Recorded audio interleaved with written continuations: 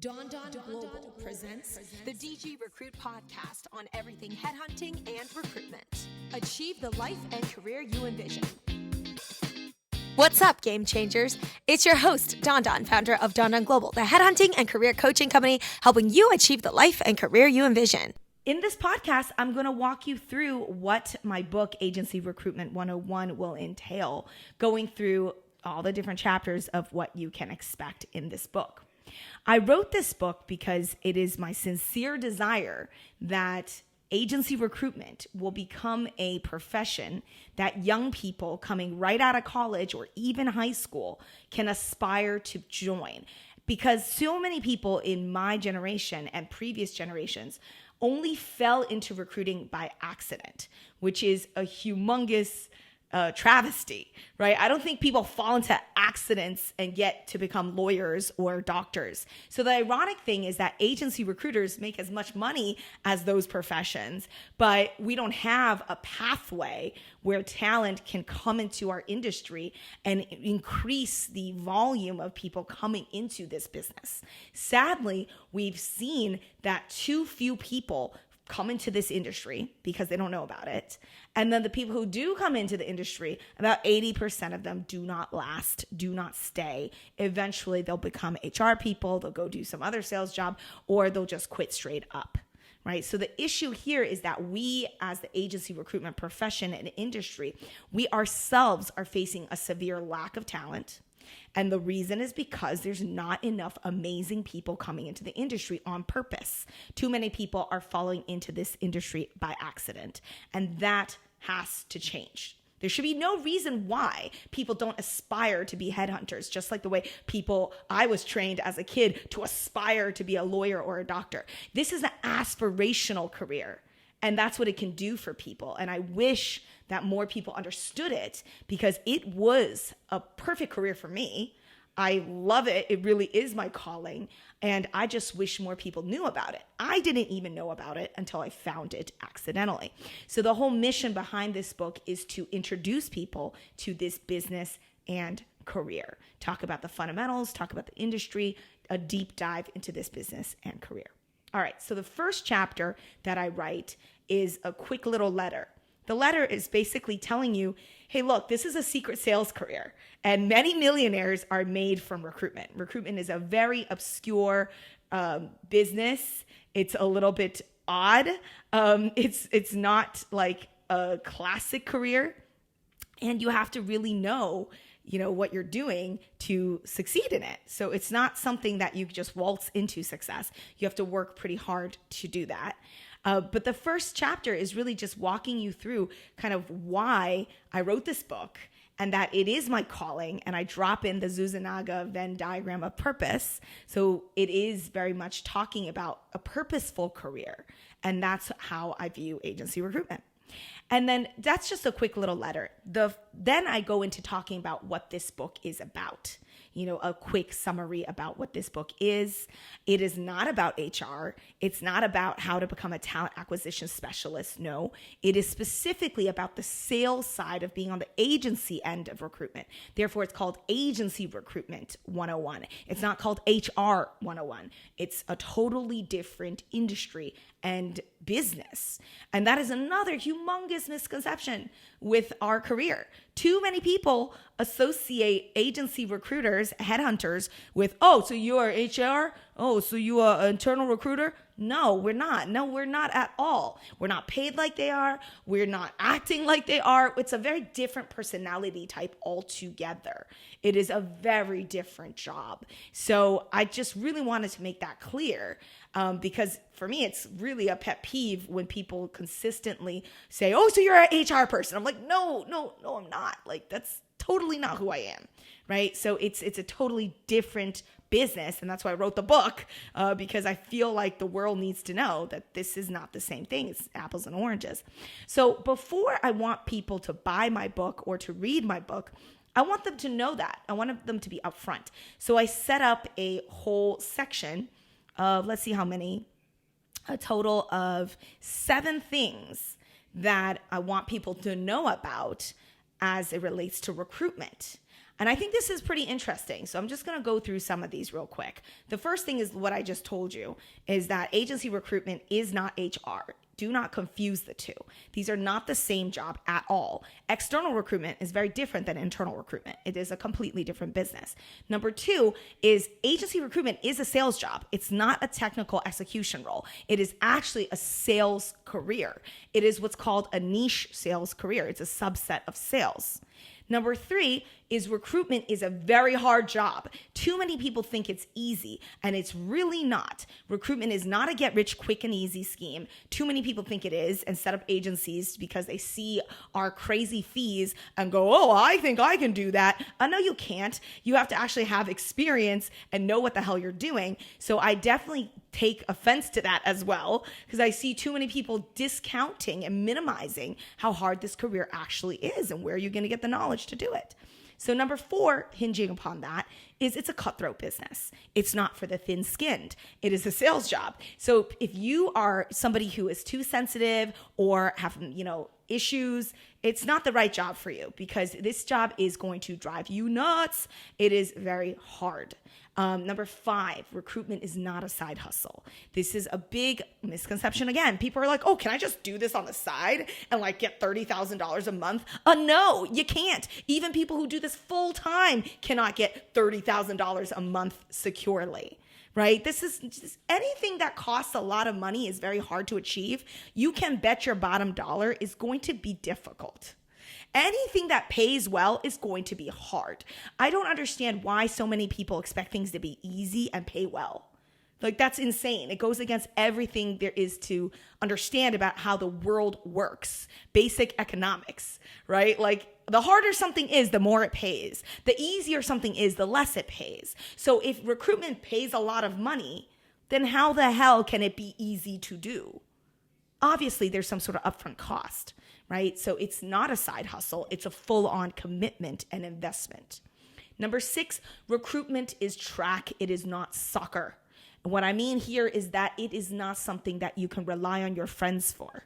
Recruiting is a solo game. It's all about personal production, personal ability, accountability. It's not about, oh, can I mooch off someone else? Can we figure it out together? Nope, it's a solo sport.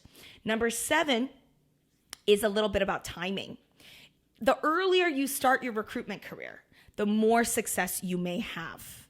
The later you start your recruitment career, the slower the odds of success, just because of how difficult all the things I just talked about. It requires so much mental commitment. It requires so much effort. It requires so much time suck. Your time is sucked into this endeavor. Again, you're not going to just waltz into $30,000 months, right? It's a lot of work to get situated.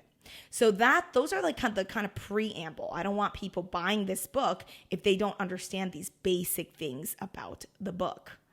And so Agency Recruitment 101 is going to really dive into the rest. So chapter 1 is a simple overview of my personal recruitment journey. And that means, my whole story. I started off in Boston working at my parents' Chinese restaurant. I hated my life. I did not know anything about my future. I had no idea what the hell I was going to do. I could not get a finance job. I tried and they didn't want me. The only finance team that would take me is in Hong Kong or Singapore. And I did not want to go all the way to Asia. So it was nobody wanted me. I didn't fulfill whatever they were looking for in the US. So I had no job. I tried. God knows I tried. Went online every day, applied to hundreds of jobs. And randomly, this recruiting firm called me and was like, have you ever heard about headhunting? And I was like, never heard about it in my life. And they were like, okay, well, it's a sales job. And I was like, all right, tell me more. And that's how the whole game went. And once I got into recruitment, once I got the job, it was wild because I met so many millionaires from it. Our CEO, all these VPs, they were all millionaires from this job. And I was like, holy cow, this is pretty straightforward. Like, this isn't rocket science. Like, and people say, oh, I hate it when people say that. Recruitment isn't rocket science. It really isn't. It's business. It's just business and understanding how business works. And it's very simple. It's a simple structure. It's simple, but it's not easy, right? That's what everyone says about recruiting. So agency recruiting changed everything for me. By the time I was 25 years old, I was pulling in over $215,000. That I was already parlaying into real estate investing, and I was saving all of the money I earned. And it was just awesome. Like, at that age, to have hundreds of thousands of dollars saved up and was able to buy a home, get a condo, get started with real estate investing, it was like, what other job would that have been possible? You know, all the other jobs are paying $70,000 a year, $80,000 a year, and it's eking up per year. My first year in recruiting, I made almost $90,000. My second year in recruiting, I broke $130,000. Third year, I made over $215,000. And, you know, those were really bad commission rates. Had I gotten better commission rates, I would have made 200 something in my second year. I would have made over 100 something in my first year. And my third year, I would have taken home more than 300,000 on the right commission schedule. But the reason why I didn't get paid the right amount is because I didn't know that I was being underpaid, right? This is what happens a lot when you start off your career at one company. You don't know what you don't know. And that's another reason why I wrote this book, is to help people understand how the math works.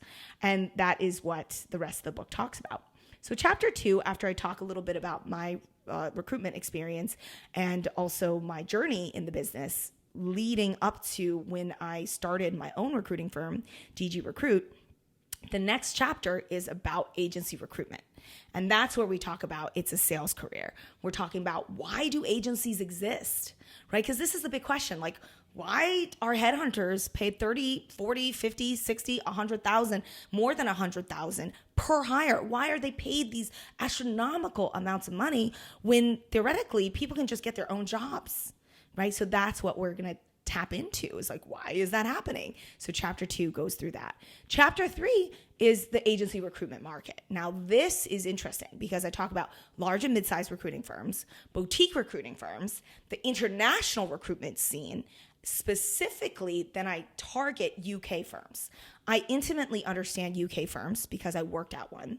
I intimately understand what's happening in the US as it relates to the E2 visa and how much that has impacted the recruitment scene in the USA, pretty much starting in the late 90s up to now. British recruitment firms are the biggest market segment of international recruitment businesses operating in the USA.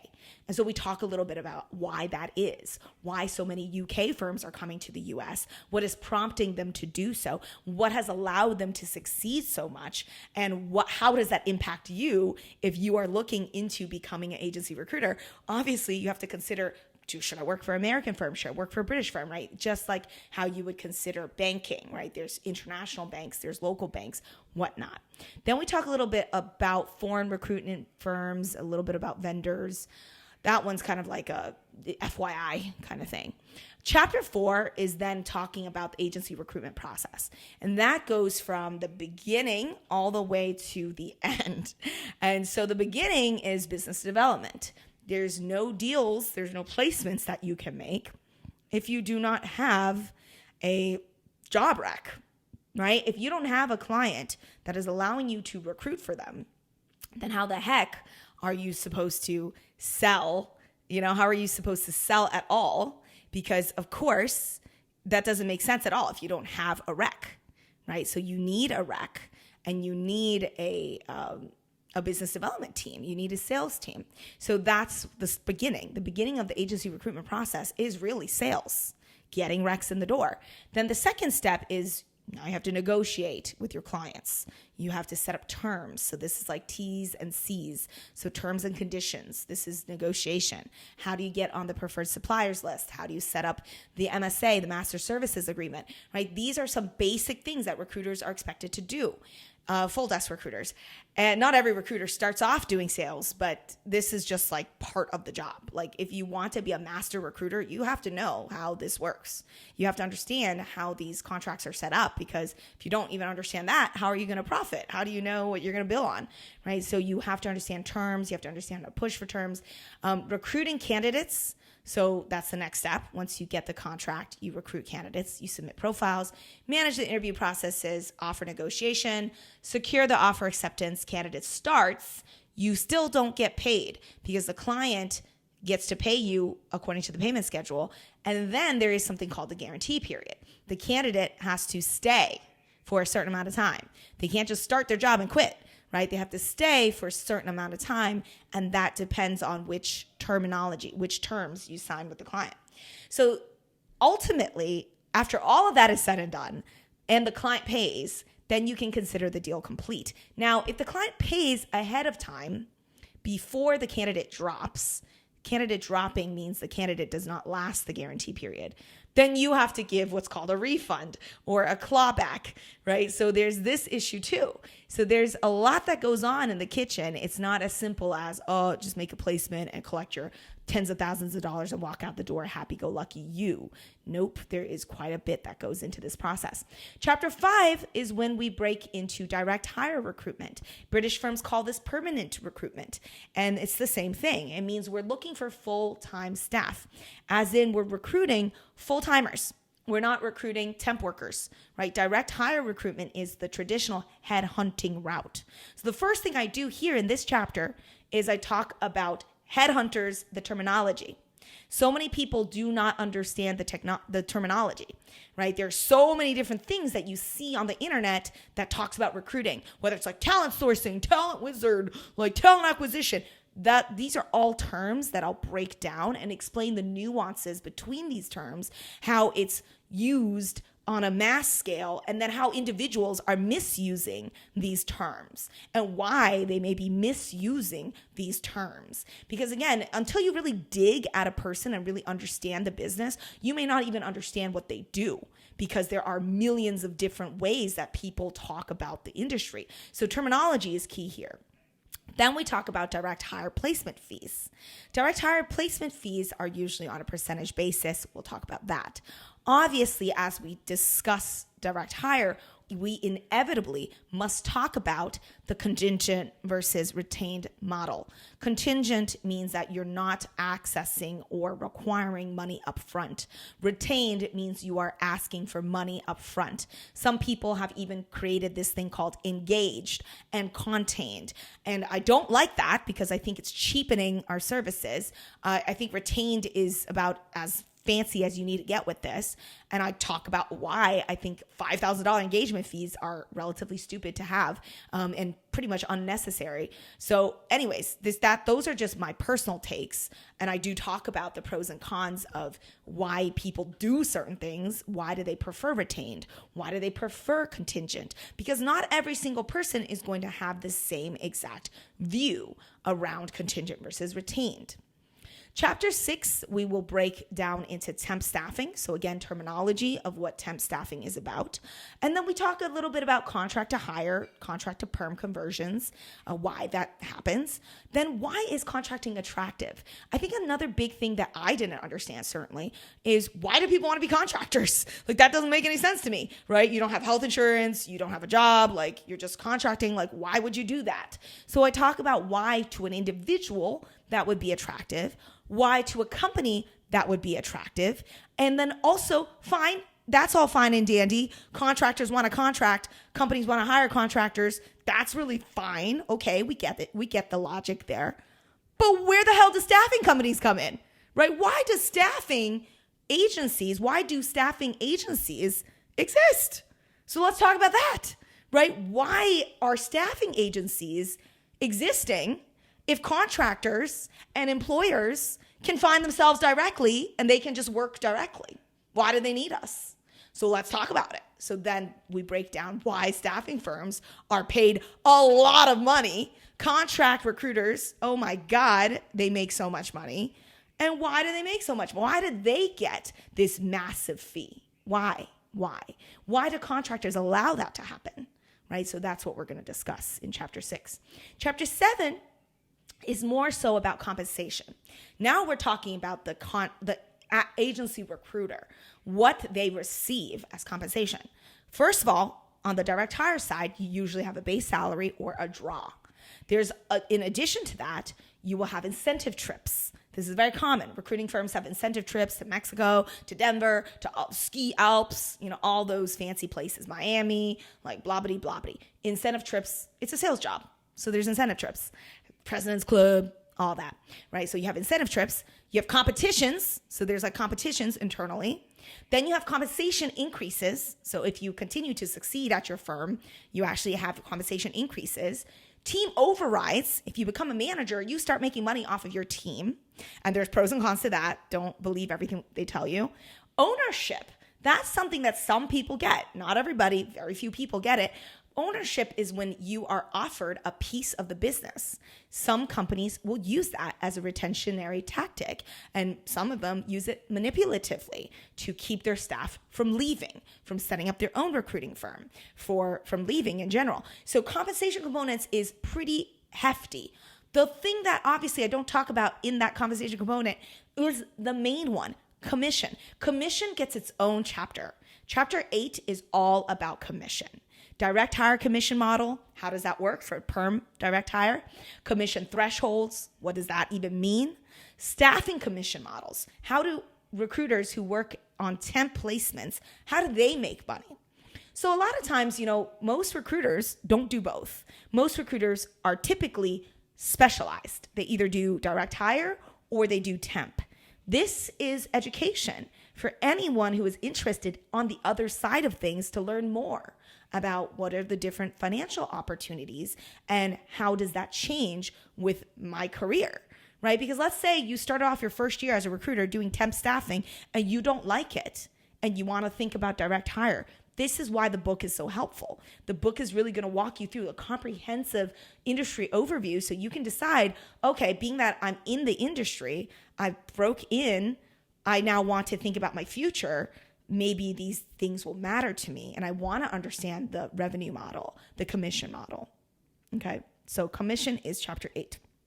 Chapter 9 is about the recruitment career ladder. Now, there is no set recruitment career ladder. As we all know, every single recruiting company works so differently. It's not a uniform structure. Every recruiting firm has a totally different setup. For instance, I was hired day one as a junior out of college to sell to new clients. That's not normal. In most recruiting agencies, you start off as a sourcer or maybe even a researcher. So you're not even talking to candidates, let alone talking to clients, right? So a sourcer and researcher, they're not client facing. They're not candidate facing. They're just literally doing research.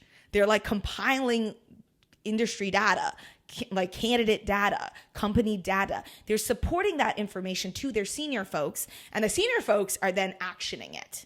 Right? Then you have recruiters. These are people that start making phone calls. They start actually calling candidates, right? Then you have sales / full desk. Full desk is what I did, which is you do sales, you do everything. You do sales, you do fulfillment, you do market mapping, you call, you cold call, you headhunt, you do everything. Right? So there's full desk and then there's specifically sales as well. There are some people that don't do a lick of recruiting. All they do is sales. So it's totally different, right? Every recruiting agency is set up differently. So your job as you progress might be very different. Then you have a director manager role. There's some people who choose, again, like I said, to go into more of a leadership position. Maybe they got sick of billing. Maybe they're happy with earning less and just getting an override. Whatever may be the case, that is an option that you can choose. But at the tippity top of the recruitment career ladder is owning a recruiting firm. That is the tippity top of the recruitment ladder. It doesn't get higher than that. You own the firm.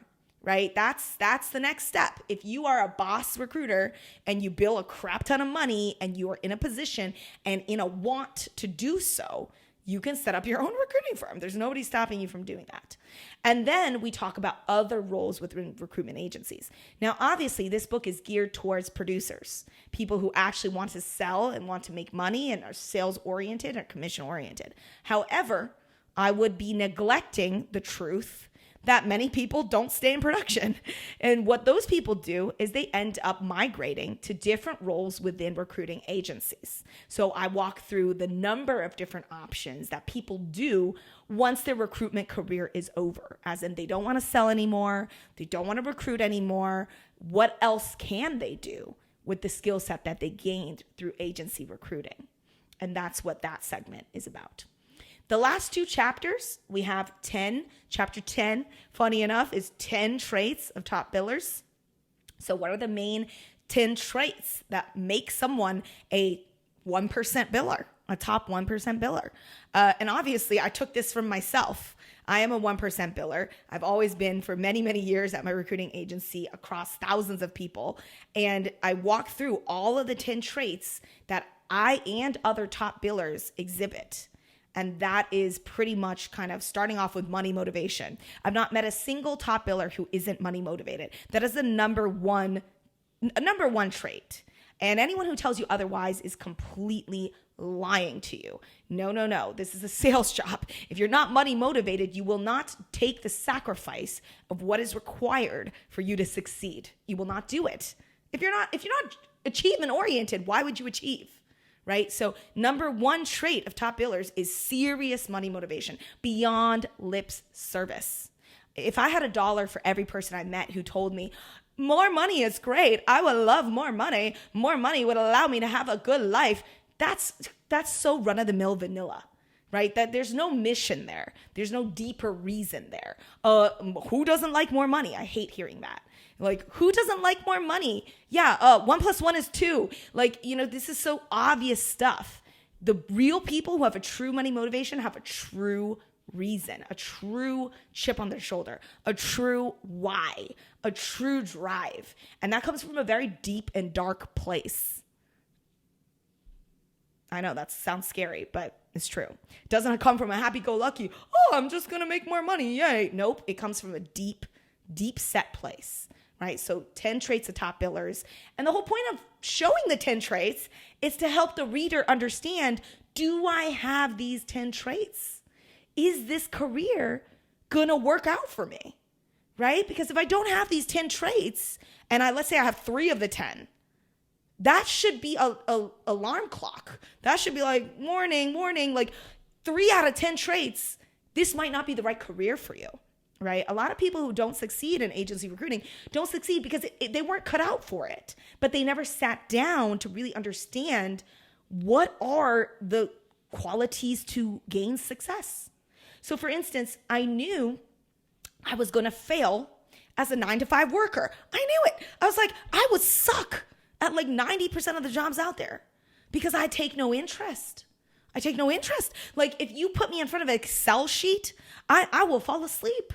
So look, if you want to be a financial analyst, liking Excel, finding an interest in Excel is probably up there. It's probably number 2 or number 3, right?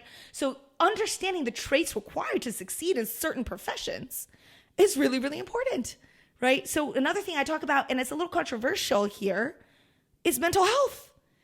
A lot of top billers, some of them are a little kooky, which is okay, but you got to keep it like chill. You got to get through it somehow because it's such a people interfacing job. And I have personally managed people who could not handle the stress. And if you can't handle stress and if you don't have perseverance, this is a humongous career killer because the job is going to drive you crazy. Your mental health, your well-being could be impacted, right? So I always have this joke at work.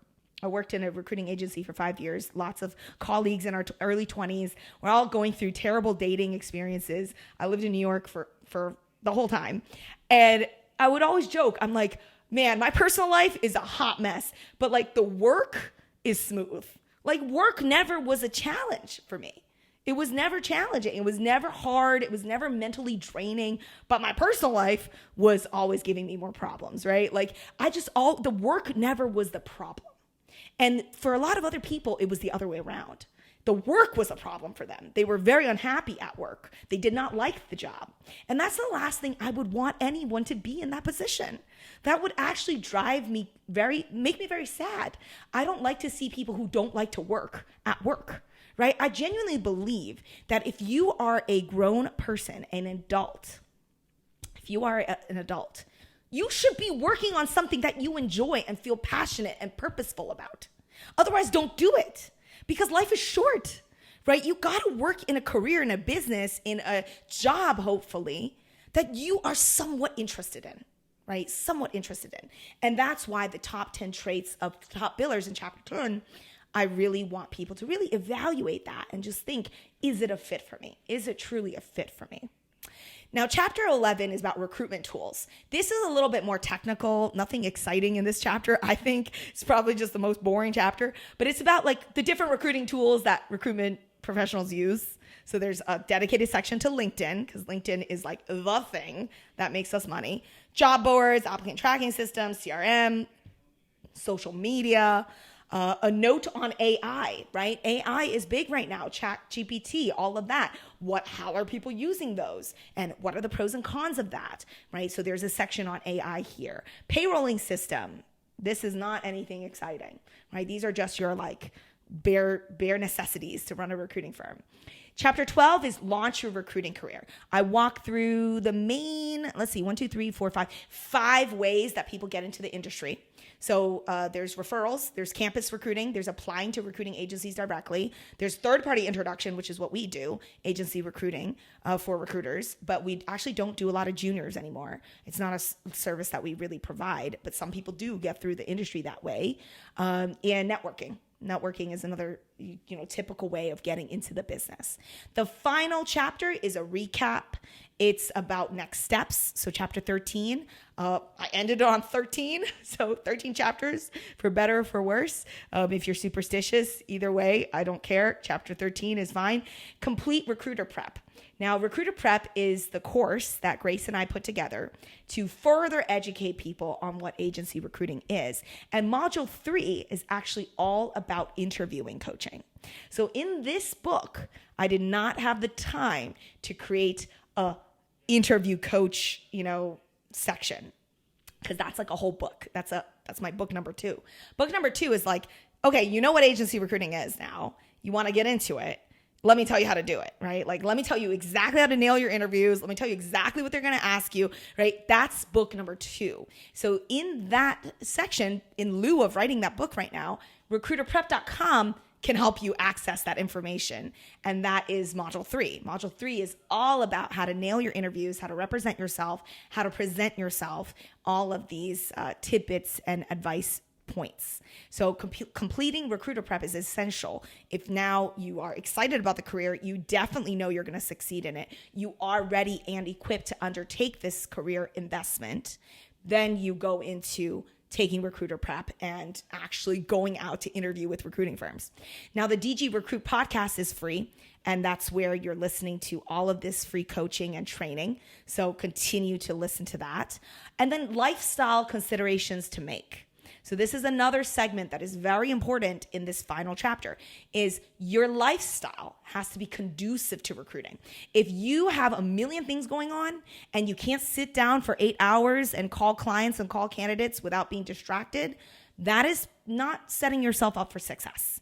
This is like I said, high intensity, high investment career, right? So if you're going to want to take vacations every other week, this is not the right business for you. This is not the right business for you. So considerations to make, I talk a little bit about the very factual things that you need to face instead of just thinking everything's going to work out, because I tell you, it won't. There are people that are working full time and struggling in this job, right?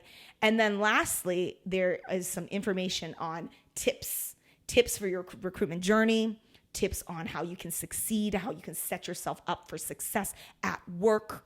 So that's tips. And then the last bit is additional responsibilities. That's a segment that I don't really like. I might even just delete it all. I'm still finishing. Damn, I'm just realizing my last chapter still needs a little bit of work. But yeah, additional responsibilities. I don't really like this chapter. I might delete that part. But the additional responsibilities is you might have to add candidates to the system, which is pretty manual and administrative. It's a very much FYI, and it could be TMI. So I don't know. It's just something I'm still milling about, thinking about. Either way, if this book is interesting to you, make sure to sign up on my website for the launch team. It's free to join, and you'll get all sorts of freebies and discount codes and all sorts of cover design. We're going to have to go through cover design soon. So if you're interested, just join. I haven't sent out a single email yet. I don't spam. So you can join on dondonzoo.com. That's my website. And there will be a tab for the book. And that is how you can join the launch team. So if you're interested, pop it in there. If you have anything you'd like to add to the book, if you want me to address anything in the book specifically, or if you have any questions on the book, please do drop me a line. I respond to every email that I get or LinkedIn message that I get. So please do reach out. Happy to connect further. And thank you for your interest in my book.